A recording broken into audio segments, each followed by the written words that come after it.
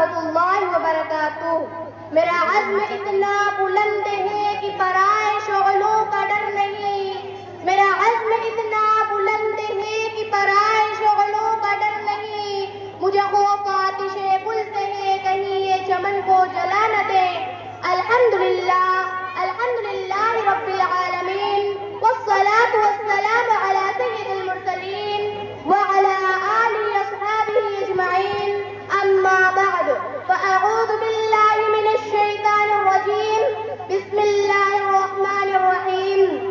نہیں تیرا نشیم القصر سلطانی کے گنبد پر، نہیں تیرا نشیم القصر سلطانی کے گنبد پر، تو شاہی ہے بسیرا پر پہاڑوں کی چٹانوں پر۔ معزز سامعات، اللہ تبارک و تعالیٰ نے جب سے اس دنیا کو قائم کیا ہے اور جب سے اس دنیا کا وجود ہے، نور ظلمت کا تصادم بھی اسی وقت سے ہے۔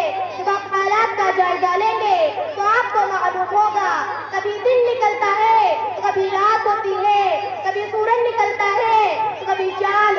پلیز جب آپ تاریخ کے اوراق کو کھنگالیں گے اور اس کا مطالعہ کریں گے تو آپ کو پتہ چلے گا کہ گلہائے رنگا رنگ سے ہے زینت چمن، کہ گلہائے رنگا رنگ سے ہے زینت چمن، اے ذوق اس جہاں کو ہے زیب اختلاف سے۔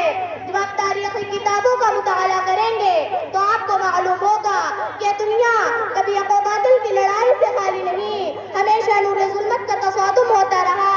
چنانچہ جب حضرت آدم علیہ السلام کی شکل میں آیا تو باطل شیطان کی شکل میں آیا، جب قابیل کی شکل میں آیا تو باطل قابیل کی شکل میں آیا، جب موسیٰ علیہ السلام کی شکل میں آیا تو باطل فرعون کی شکل میں آیا، جب ابراہیم علیہ السلام کی شکل میں آیا تو باطل نمرود کی شکل میں آیا، جب محمد رسول اللہ صلی اللہ علیہ وسلم کی شکل میں آیا تو باطل ابو جہل و ابو لہب کی شکل میں آیا۔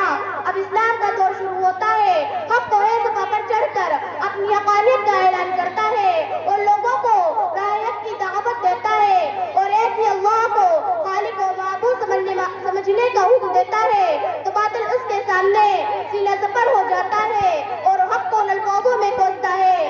تبا لک یا محمد لہذا جمعتنا، کہ محمد تیری ہلاکت و بربادی ہو، کیا تو نے ہمیں اس لیے جمع کیا تھا؟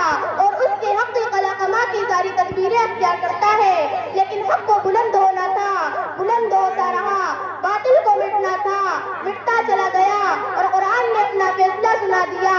جاء الحق وزهق الباطل ان الباطل كان زهوقا۔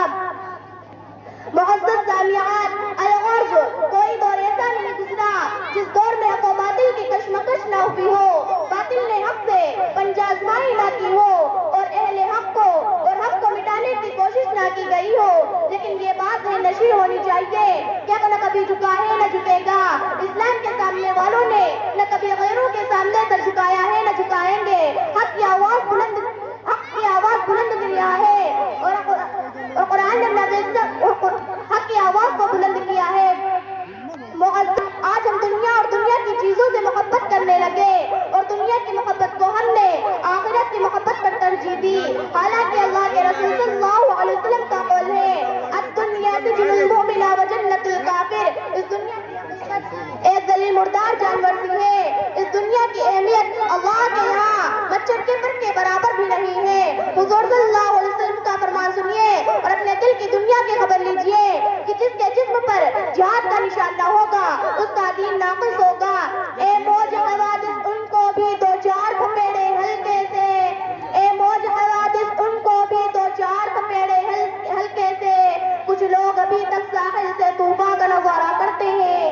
آج مسلمانوں نے جہاد کو ترک کر دیا ہے تو اس کی سزا یہ ملے گی، مسلمانوں کو تہدید کیا جا رہا ہے اور اس کے خون کو پانی سے بھی زیادہ سستا سمجھا جا رہا ہے۔ الغرض حالات ہمارے ایسے ہو گئے ہیں کہ ہم آ بھی کرتے ہیں تو ہو جاتے ہیں بدنام، کہ ہم آ بھی کرتے ہیں تو ہو جاتے ہیں بدنام، وہ قتل بھی کرتے ہیں تو چرچا نہیں ہوتا۔ ایسا کیوں ہے کہ آج مسلمانوں نے جہاد کو ترک کر دیا اور مسلمانوں نے خدا کی راہ میں اپنے آپ کو قربان کرنا چھوڑ دیا۔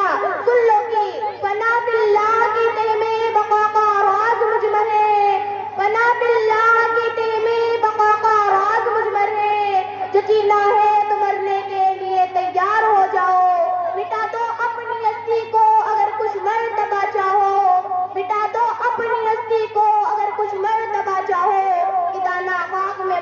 گلے گلزار ہوتا ہے.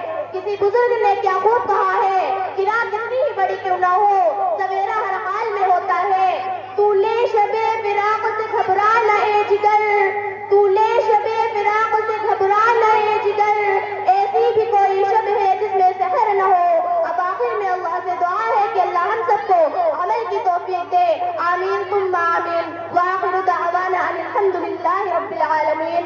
السلام علیکم ورحمۃ اللہ وبرکاتہ.